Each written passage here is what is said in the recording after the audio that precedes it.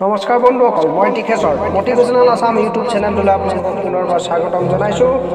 আৰু আজি আপোনালোকক পাঠ কৰি শুনাম আঘাতপ্ৰাপ্ত কটুপ্ৰবচনৰ ৭ম অধ্যায়। হয় বন্ধুসকল, আঘাতপ্ৰাপ্ত কটুপ্ৰবচনৰ ৭ম অধ্যায়, আহক আমি শুনো। সংসাৰত প্ৰেমতকৈ ডাঙৰ কোনো স্বৰ্গ নাই, আৰু ঘৃণা আৰু হিংসাতকৈ কোনো ডাঙৰ নৰক নাই। যি ব্যক্তিৰ পৰিয়ালত পৰস্পৰৰ প্ৰেম আৰু সমৰ্পণ ভাৱনা আছে, তেতিয়াহ'লে বুজি পাওক যে তেওঁ স্বৰ্গত আছে, আৰু যাৰ ঘৰত সংসাৰৰ প্ৰত্যেক সুবিধা আছে। কিন্তু পৰস্পৰৰ প্ৰেম আৰু সমৰ্পণ ভাৱনা নাথাকিলে সেই ঘৰ নহয়, এক মৰাশালীৰ দৰে। যিদৰে মৰাশালীত অনেক মৰাশ থাকে, কিন্তু তেওঁলোকে পৰস্পৰক লগ নকৰে, কথা নাপাতে আৰু প্ৰেম ভাৱনা। ঠিক সেইদৰে যাৰ ঘৰত পতি পত্নী, বোৱাৰী, শহুৰ, দেউতাক, পুতেক আৰু ভাই ভনী লগত থাকে, কিন্তু তেওঁলোকৰ পৰস্পৰৰ মাজত প্ৰেম ভাৱ, হাঁহি আদি নাথাকে, তেতিয়াহ'লে সেই ঘৰ মৰাশালীৰ দৰে নহয়নে? চাওক, আপুনি এনে কোনো মৰাশালীত নাইতো। যদি হয়, তেতিয়াহ'লে চাওক সেইটো কি কাৰণ হৈছে। যিয়ে আপোনাক আৰু আপোনাৰ পাৰিবাৰিক সদস্যক মৰাশ আৰু ঘৰক মৰাশালী কৰি তুলিছে। মৰাশালীৰ পৰা বাহিৰলৈ আহি জীয়াই থাকিব লাগে, তেতিয়াহ'লে নিজক প্ৰেমেৰে ভৰি পেলোৱাৰ কাৰ্য কৰক। প্ৰেমেৰে আনক নিজৰ কৰক আৰু নিজেও তেওঁলোকৰ হৈ যাওক।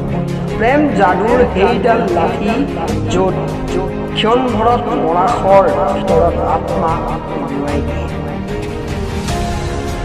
বৃদ্ধ মা দেউতা, ভাই ভনীয়ে যদি আমাক অলপ বেয়াকৈ কয়, তেতিয়াহ'লে আমাৰ ভালৰ কাৰণে। সেইকাৰণে কেতিয়াবা বৃদ্ধ মা দেউতা, ভাই ভনীয়ে আমাক খং কৰে, তেতিয়া আমি তেওঁলোকৰ কথা বেয়া পাব নালাগে। আমাৰ মুক্ত স্বাধীনতা, অভদ্ৰ ব্যৱহাৰ, অসামাজিক চাল চলন বা অনৈতিক কাৰ্যৰ ওপৰত যদি আমাৰ ডাঙৰে বাধা দিয়ে, তেতিয়াহ'লে তেওঁলোকৰ সেই প্ৰয়াসত আমি অসন্তুষ্ট হোৱাৰ পৰিৱৰ্তে আমি এইটো ভাবিব লাগে যে আমাৰ ভুলৰ বাবে আমাৰ উপস্থিততে আমাক সচেতন নকৰিলে। বৃদ্ধ আমাৰ সকলোতকৈ ডাঙৰ শিক্ষক আৰু শিক্ষাদান, কাৰণ তেওঁলোকক চায়েই বৃদ্ধ উদয় হোৱা আৰু মাৰ যোৱাৰ কাহিনী পোৱা যায়। ইয়াৰ বাবে কোনো বিজ্ঞানে ঠিকেই কৈছে যে ডাঙৰৰ সংগতি কৰক, কাৰণ ডাঙৰৰ চেহেৰাৰ এক চিহ্নই তেওঁলোকৰ জীৱনৰ হেজাৰ হেজাৰ অভিজ্ঞতাক তেওঁ দুৰ্বল হোৱা ভৰি, কপা হাত, সেমেকি যোৱা চেহেৰা, হিলি যোৱা ডিঙিৰ পৰা শিকিব পাৰিব যে যি আপুনি কৰিব বিচাৰে সেই সকলো আজি, এতিয়া আৰু এই সময়ত কৰি লওক, অন্যথা সময় বালিৰ দৰে মুঠিৰ পৰা পিছলি যাব। কালিলৈ কাম আজি কৰক, আজিৰ কাম এতিয়া কৰক।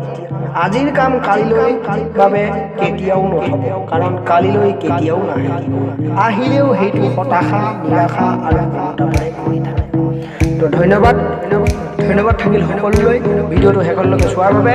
আৰু চেনেলটো এতিয়ালৈকে যদি কোনোবাই ছাবস্ক্ৰাইব কৰি লোৱা নাই, তেন্তে প্লিজ চেনেলটো ছাবস্ক্ৰাইব কৰি লওক, লগতে বেল আইকনটো দবাব। এইদৰে আঘাতপ্ৰাপ্ত কটুপ্ৰবচনৰ নতুন নতুন অধ্যায়সমূহ আপোনালোকে আগতীয়াকৈ পাবৰ কাৰণে চেনেলটো ছাবস্ক্ৰাইব কৰি লোৱাটো অতিকৈ প্ৰয়োজনীয়। আৰু ভিডিঅ'টো যদি ভাল লাগিছে তেন্তে লাইক কৰিব, শ্বেয়াৰ কৰিব আৰু কমেণ্ট কৰিব। ধন্যবাদ।